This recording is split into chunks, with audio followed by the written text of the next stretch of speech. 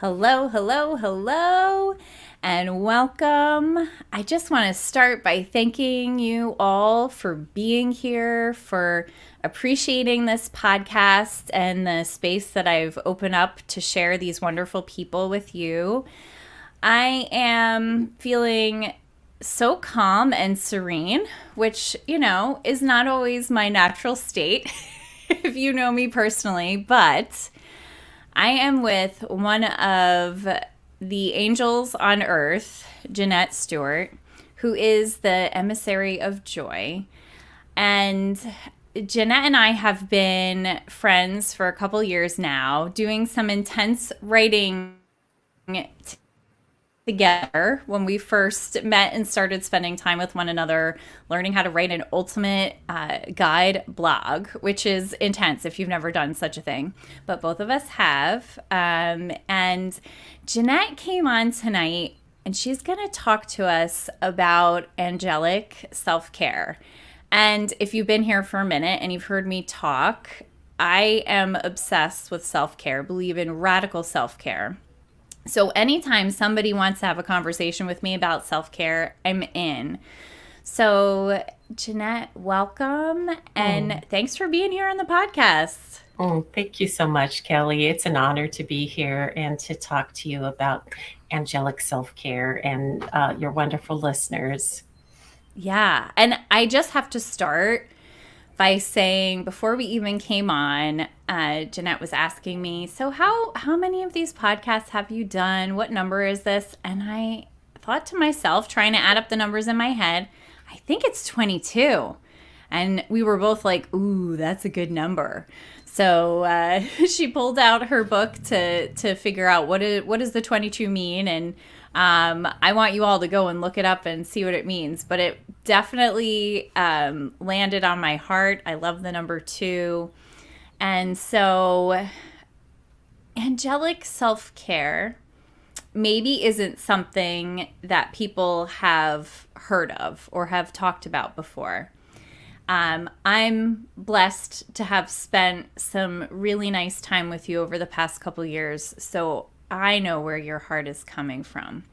But if someone hasn't met you before, tell us a little bit about your journey and how you found yourself, spending time with the angels and investing in angelic self care.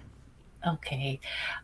So I started working with the angels in 2012, and I had grown up in the church. I knew about angels, um, but my brother was in very dire physical condition, and he was declining very rapidly. And I couldn't find the reassurance that I needed from the church. And so I was looking elsewhere. And I found a woman on Facebook, Illuminating Souls, my friend Laurel Bleeden Maffei. And her words were such a healing balm to my soul during that time when I was struggling. And I felt loved and supported and cared for and held by the angels, even when my brother was declining so rapidly. And those words were so soothing to my heart. And after about a year after he passed away, then I had my first angel reading with Laurel. And I didn't know what to expect. I didn't know if I was going to start seeing dead people or if my faith would be compromised. I just didn't know, but it was such a love fest. And just that everyone knows that the angels are there for you. We each have at least 2 guardian angels who are with us our entire life. They have loved you since before you came to the earth. And they're pure unconditional love. They don't judge you. They love you no matter what. No matter if you did something you think is a mistake or whether you didn't do something you think you should have done. They love you unconditionally. And especially now, Kelly, the angels are whispering about self-care because we are all in a trauma. We are all trying to find our footing in this wild world that we live in. We're all feeling the COVID fatigue, and all that's associated with that. And so the angels want us to treat ourselves with some gentle, tender love and care. And so we'll go into that a little bit more. But that's my way that I came to work with the angels. And after 6 months after having an angel reading with my friend Laurel, I was studying to learn how to read angel cards and became a certified angel card reader. And so from there, I wrote some books and created my own angel cards, and it's just been really great. I retired in 2015, and I am a pancreatic cancer survivor. I had pancreatic cancer in 2019. So that's when Kelly was talking about our ultimate blogs. I wrote mine about surviving cancer in 2020. So, Yeah, yes. and it's amazing. And I think no matter what you have going on in your life, that blog that you wrote and the energy that you put into it, I think is a really special piece. And I would highly recommend it. We can link it in the show notes so people can read it. But if you have someone in your life who is facing a cancer diagnosis at whatever end of the spectrum, I think it's such a wonderful tool for being able to figure out all of the pieces that can help you to thrive through diagnosis and treatment and remission, versus feeling like you're just surviving. Is that fair? Does that make Mhm. sense? Yeah. Yeah. And I think an important thing is there's always hope. Even when you get terrible news, there's always hope. Yeah. I think that's absolutely true. So I love that you work with the angels, and I've been the recipient of a reading in a live group, and it's just a really special thing. So can you tell us more about how does that come into play? How do you know who your angel guides are? How do you connect with them? And so our angels are literally a breath away. They're right there. Some people can see the angels, some people feel their essence, some people can like hear them. I'm a feeler, so I can feel when they're in. I'm like, you can see I have angel bones. So the angels are here. They're so excited to be here. And some people actually like see them, they're clairvoyant. And as a kid, I remember seeing them and talked to my mom, and she said, "Oh no, that's just your imagination. That's not real." And so a lot of well-meaning adults kind of put the kibosh on the relationship with the angels. And then I thought, okay, well, there's angels, but they're not going to want to work with just regular old me. They only want to work with somebody like Mother Teresa or Gandhi or Jesus, somebody like really holy. But their mission is to love and support us on our journey here on earth.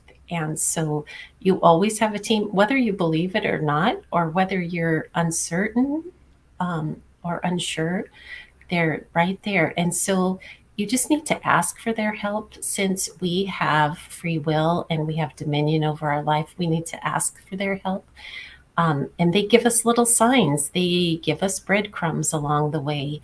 And so some people, like I said, hear messages like in songs or bits of conversation, um, through nature, through seeing birds or feathers or dimes or some repetitive numbers that Kelly and I were cracking up about before uh, uh, the podcast began. And so I'm always on the lookout for miracles and synchronicity. And this year, my word of the year is wonder. So when my dog and I go out for our morning walk, I'm looking for wonder. We go about the same kind of area, but it's always different. We go different streets, different directions, and the world is always changing. And so we're looking for, focusing on something, and you'll be seeing that. So you can try asking your angels for a simple favor, like, angels, please help me get a good parking spot, or, help me make this deadline. Sometimes the answer comes in a different way than we're anticipating, but they always answer. I love it. And I kind of see it as like the synchronicities and the things that happen that we say, oh, maybe that was a coincidence. But, often that's signs and confirmation. And it's Right. funny because I think we really, some of our humanness, our egos want like the scientific proof that they're Hmm. here. And Hmm. yet, it does not necessarily exist in the way that our human minds can understand it. But Hmm. I think about like times when I've been driving and I just feel this pull, turn here, and avoid a traffic jam, or, slow down, and then I pass a police Right. officer. Right. Not that I Right. make it a habit of speeding, Yes. for the Yeah. record. but Yeah. but you're paying attention, and you're listening to that, because we all have a powerful intuition. And that's where we get in trouble. We get stuck because we're not paying attention to our internal guidance. Oh, I should have paid attention to that. I should have stopped at that yellow light, and maybe I wouldn't have had a ticket. Something like that. So I look at the time now, 4:44, my time. Oh my So gosh. that's just so wild. I'm looking for all of those synchronicities and things. So, yes, uh, about angelic self care. So, treating yourself like the angels, they love us unconditionally, and it's a pure love. So, you might want to make like a self care first aid kit. Sometimes one of the things that I do when I've got some bad news and I'm feeling unsettled, like to ground myself, I will put on, like, you could grab a shawl or a blankie and just like swaddle yourself, and you'll find instant comfort from that. Or hug yourself, and that is so soothing. And then in your angel self care kit, you might want to put in some things that your go to.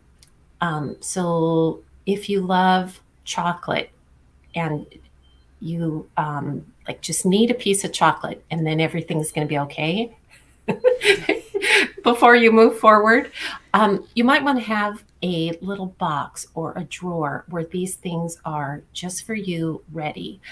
Maybe it's fuzzy socks, maybe it's tea, all kinds of goodies, bath salts. Any of those kind of things are very nurturing, and so that um, is very soothing to our body. And it's when you're in water, like if you're taking an Epsom salts bath, that is very conducive to ideas, to relaxation. Water is a great conductor of energy. And so sometimes people get their best ideas in the shower or in the tub or by a body of water. So any of those things are really good. Going out in nature, and or having a cup of chamomile or peppermint tea, those things are really good too. I love that. And I think what's so nice about it is choosing things that you may already either have in your environment or know that you enjoy or make you feel good or are nice self-soothers for you, but to Mhm. intentionally create a kit so it's not like, what do I need right now? I Yeah, know I need something, but I'm not sure. But like you yeah, take that thinking, planning piece away and you just have, oh, I just go to my kit and I take out what I need. yeah. Like here in California, there we have earthquake kits, go kits for fires and things to so that you don't have to scramble around the house at the last minute and try to get that all your stuff's together and you're ready to go. So the same thing with your angelic self-care first aid kit. You just want it in one spot, and then you want it for you, right? You don't want it in a place where other household members are going to be nibbling on your favorite chocolates or whatever. So that's part of it, is like valuing yourself enough that it's kind of selfish, right? The world kind of thinks, oh, that's selfish. But it's important because we need to keep our lights bright and our energy levels high so that we can be our best and brightest self, and that we are able to help others then from our plenty. So, Yes, ma'am. I agree with you on that one. I think that that is a mistake I've made in the past with thinking that I needed to, serve from my cup. And that was, I have a cup, I can give some of what I have to you. But yeah, understanding, I like that, your plenty, your overflow, whatever yeah, you have extra of, that's what you're giving to others from because it has the right energy to it. yeah, yeah. Otherwise, and I'm speaking from experience, otherwise you become resentful, depleted. I became anemic. Like I said, I just journeyed with pancreatic cancer. So all of that um, required extensive self care, focusing on what it is I wanted, the outcome that I desired, and to flourish no matter what was going on, no matter if I was sick, throwing up, whatever, just to focus on, okay, how can I flourish in this moment? And that was really important. And that flourish was my word for 2019. Um, I was so grateful that the angels gave me that word, because that word pulled me through. That Mm-hmm. helped me every day, many times during the days when I was unable to do anything other than laying at the couch, on the couch. Um, knowing that brighter days were ahead. And that's part of the self care too for all of us, right? We're all in the throes of COVID fatigue, of figuring out different ways to celebrate, different ways to do this and that. And it's very fatiguing. So the angels are just saying that this is an excellent time for us to nurture ourselves. And it's not selfish, it is a necessity, because when we keep our energy bright, we help the world. We help all of those that we connect with. So, Yeah. Yeah, and I love that you've talked about you had a plan for going through your treatment.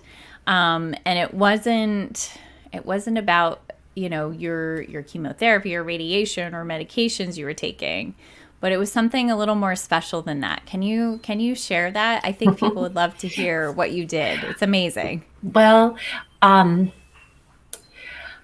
I would ask the angels for help all the time. I felt like I was never alone, and we are never alone.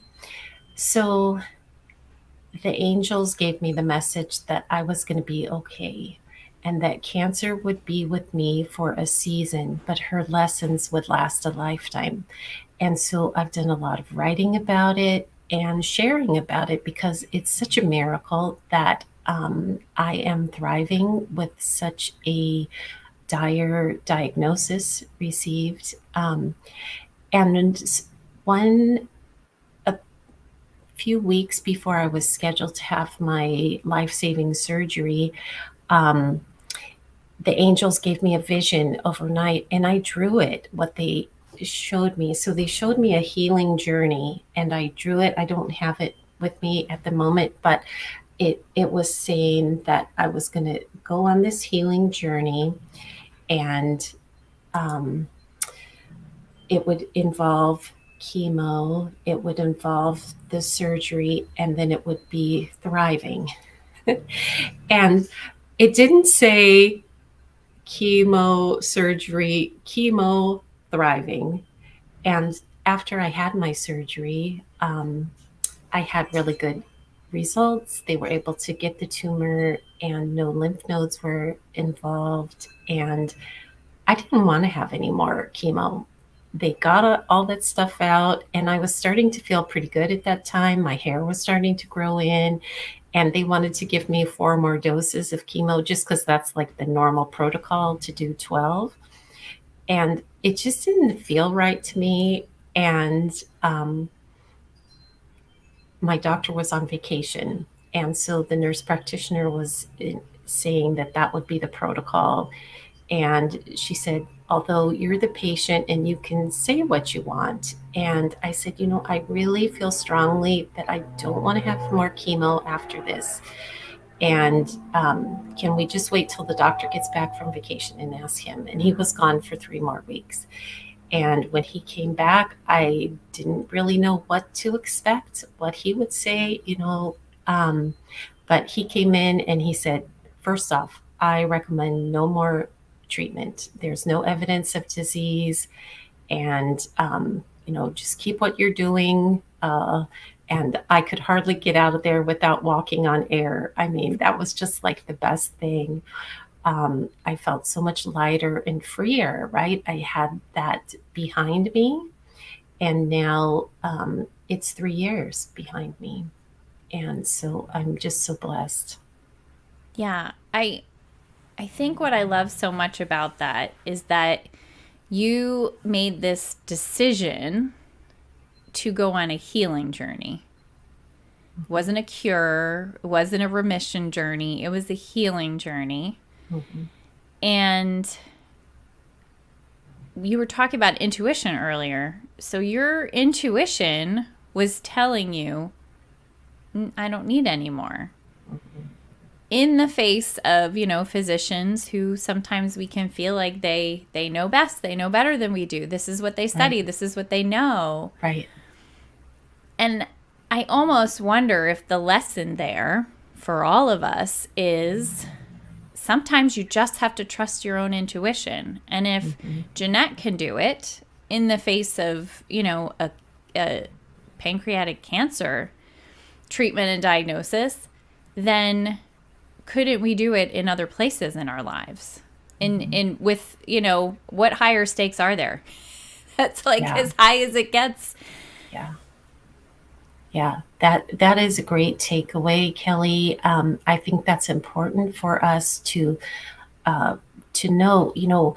We talk about that. You're like trusting your gut feeling, trusting your intuition, trusting your insights. We have so much inner wisdom within us, and we doubt it or we dismiss it and say, "Oh, the doctor knows better," or "the experts know," or whatever. But today, the invitation is just to tune in and what is your inner healer saying? What is your inner guidance doing? Because we've all had that sick feeling in our gut when we've gone against what we were guided to do, and and it's such a hard lesson, right? So. Oh, yes. Yep, I get those all the time. Mm-hmm. Human being learning, yes. Learning every day. Yes. But yes, I think that also setting the intention to tune more deeply into those intuitive feelings and messages, however you get them. Like you said before, right. Some of us are more tuned into getting a picture in our head or a feeling or hearing something or seeing all of those signs. I'm seeing tons of angel numbers, even as we're talking, just lots of 44s, 22s, 55s, Mm-hmm. you know? Mm-hmm. And just what if, I wonder, like, this is what I ask myself, what if I just surrendered and believed and felt like that could be it. That could be what there is to it. Just tuning in and listening to those messages and following them, Mm-hmm. you know? And and when we are in that state, it's in flow, right? Things come together easily, and we're not fighting against the current and all of that. It's just like sometimes, why didn't I pay attention? Why didn't I do this? And that's part of the angel self-care, is to give ourselves grace when we make a mistake and just let it go. um, our angels are treating us with pure unconditional love, and so we need to just treat ourselves with love and compassion also. When we blow it, there's always, we can push the reset button and start over, and make a better choice. Sometimes if I eat more cookies, oh, what's one more? Then the whole bag will be gone. But then tomorrow's a new day, right? I mean, we just kind of are learning and figuring out as we go. And another part of self care is counting your blessings, because the gratitude in your life, that will magnify your joy. It makes what you have be enough. And it is just such a huge piece of life. There's different ways people do gratitudes. I'm currently doing a gratitude journal list that lists 3 things each day that I'm grateful for. And a lot of times I have more than 3, but it's just a great tool. Sometimes I've written on a piece of paper what I'm grateful for and put it in a jar and have a gratitude jar. And at the end of the year, I'll read all of those things and have a little ceremony. And it is just a wonderful tool to like remember those things, have them in. I had mine on a mason jar that I decorated on my dining table, so I would see it all the time, and it was just fun to watch those things multiply. Because again, that's the law of focus. The more you focus on what's going right, uh, the more you find that life is giving you things the way that you'd like them to unfold. So I fun. really, yeah. Yeah, I think gratitude, I like the way you put that. And I think that's such a great strategy. We're all, often succumbing to the complaint fest, Mhm. and I say that in a non judgmental way. I'm throwing myself right in there with that grouping. But Mhm. the there's something really special about counting your blessings and, Mhm. like you said, literally writing it in a journal every night or collecting it in a jar. And that is such a tiny, easy, simple thing. Yeah, and it can cost nothing. The back of scrap paper, a jar you already have, and then you make it sacred. You put it in a spot, on your altar, on a place that lights you up. And that's another thing for self care, is to make a special spot in your house, in your office, on your desk, where you can put these items to remind you, oh, you know, I'm looking for ways to flourish. I'm looking for wonder, and recording those things. I think that's important too. I'm a writer, as Kelly, so we're writing everything down. So Yeah. Yeah, I love that, and I love that idea of cultivating a space and, creating a sacred space for things. For me, I love the sacred space for sleep. Um, Yes. but I think that a sacred space for gratitude that's really special. And Hmm. I was actually thinking about, I need to do that at work, at my desk at work, like put a little sacred area where I, can write down little bits of gratitude for my days at work, and Yeah. have a way of collecting that and looking at it. I kind of have done that, over the years. I Hmm. work as a therapist. I work with kids, and the notes that I get from parents and thank yous, and when a kiddo draws a picture for me and is just so excited to give it to me, I save all that stuff. I have like Yeah. a little spot in my drawer where I keep all those mementos, and I pull them out when I need a little pickup. Right.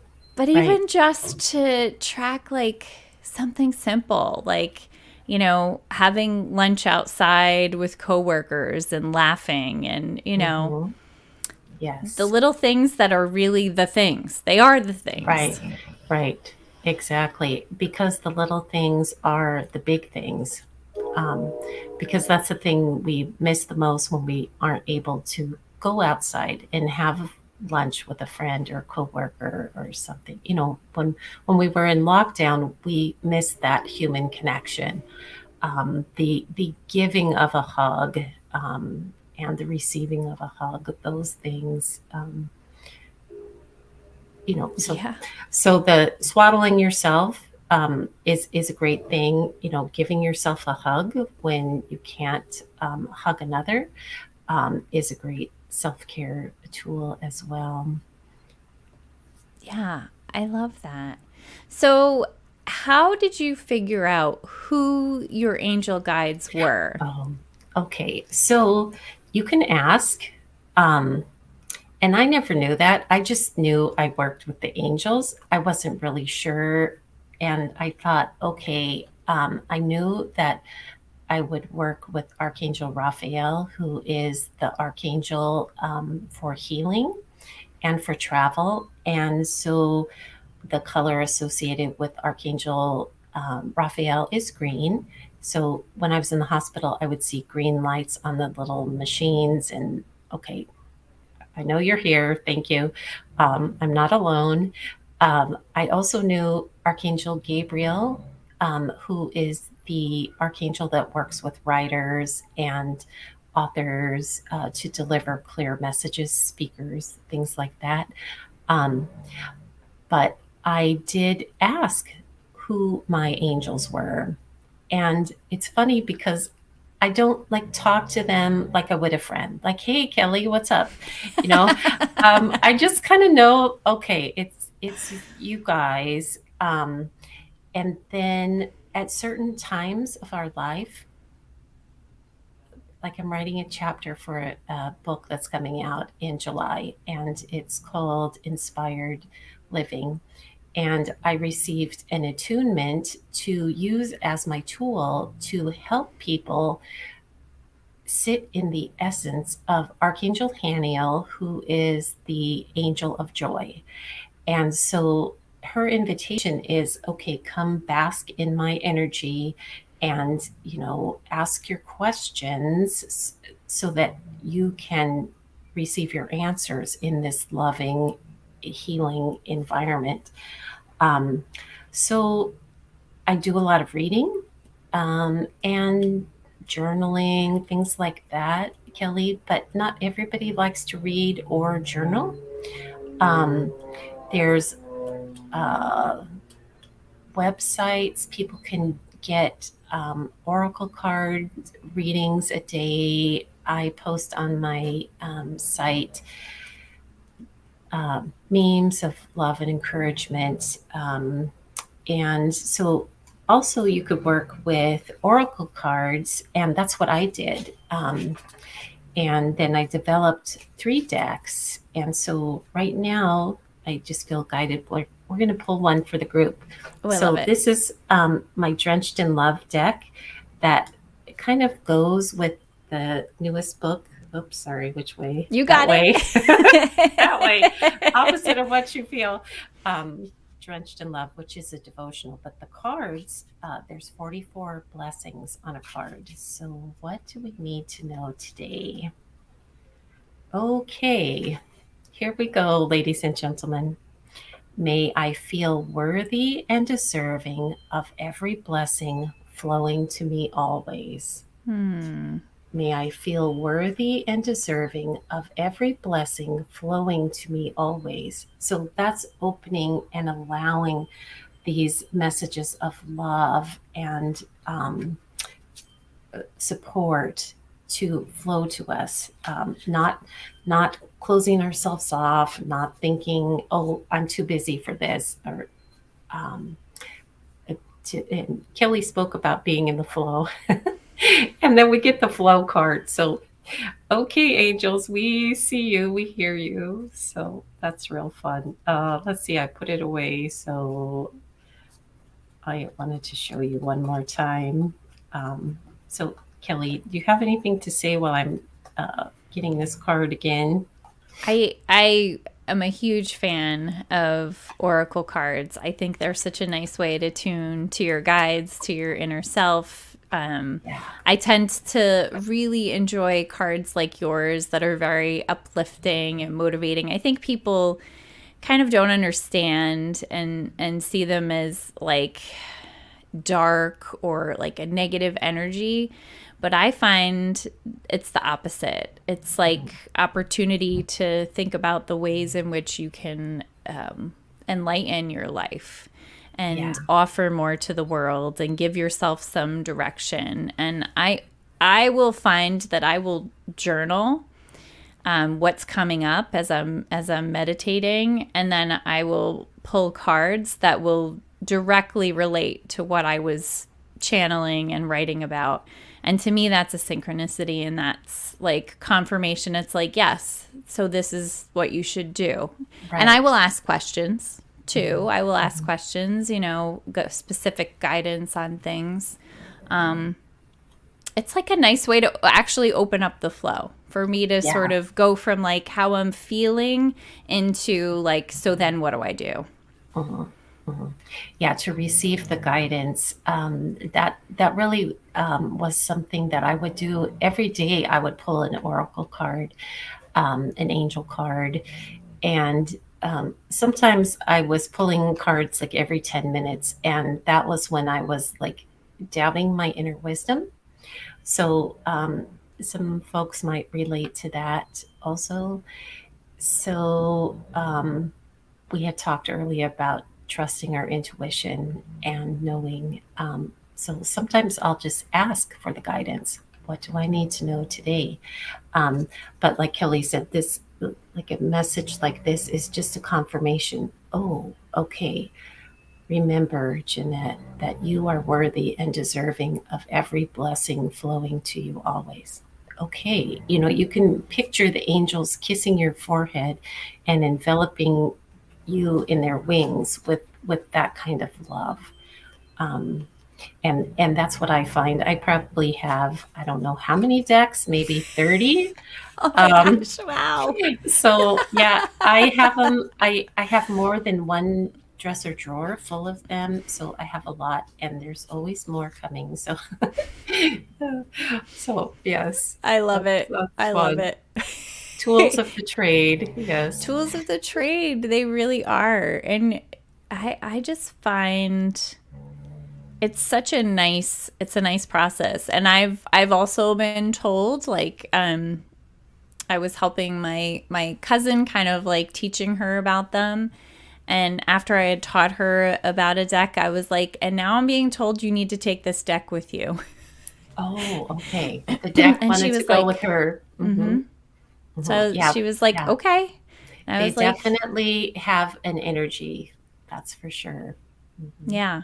So I love it. And these are just such nice little ways that we can tune back into ourselves. And I know you just put out a really wonderful book in that vein.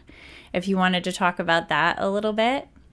Yeah. So Ooh, look, do you see how That was a good point. I was a little hesitant, but anyway, um, so in the fall, I created this my fifth book on my own, and this is a 31-day devotional, and it's a daily dabble into angelic goodness. And it's a devotional, and this one, Amazon has a cool thing. So, Drenched in Love by Janette Stuart, and Amazon had a cool feature.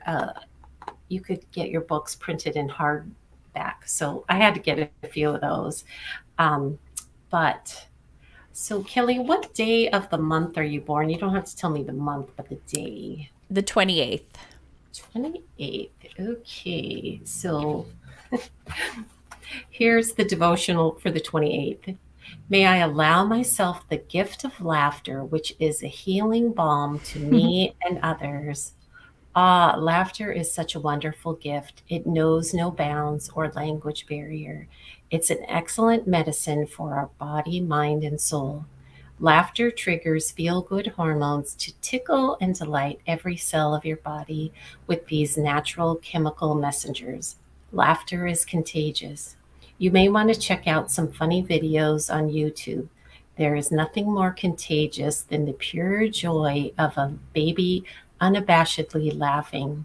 Enjoy the gift of some laughter today, dear heart, to bless yourself and all those you encounter with its healing and invigorating properties. So, a little bit of devotion, and then it has a blank page that you can journal, write some notes, draw pictures, whatever you want. So, that's the latest. So I'm so grateful to be able to do the work of my soul and that I am alive and thriving. So, Oh my gosh. And the work that you do, it is so special. And spending time with you, and I've done some workshops that you've run, and I really think and know that you are here with purpose and you live on purpose.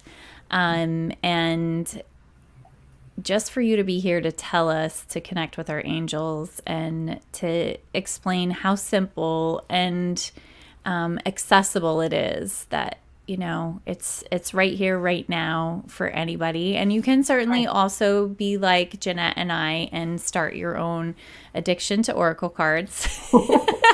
right. Yes, exactly. If it so lights you up.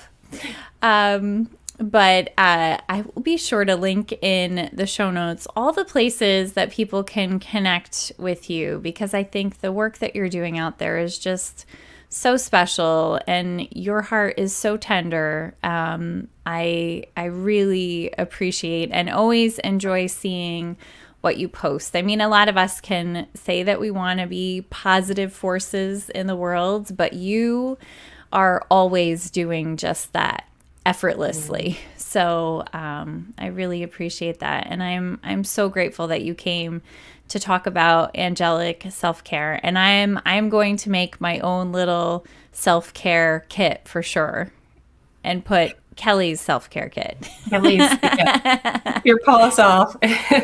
No one else. Yeah. I like that. So that's great. And I want to thank you so much, Kelly, for letting me come here and be a mystic nerd with you today, which I'm a word nerd. So being a nerd is like really cool for me. So thank you so much. Mm-hmm. Thank you. You're the perfect mystic nerd guest. So welcome to the squad, and thank you so much for being here. Thank you so much. All right, everyone. Have a good one and stay curious. Take care.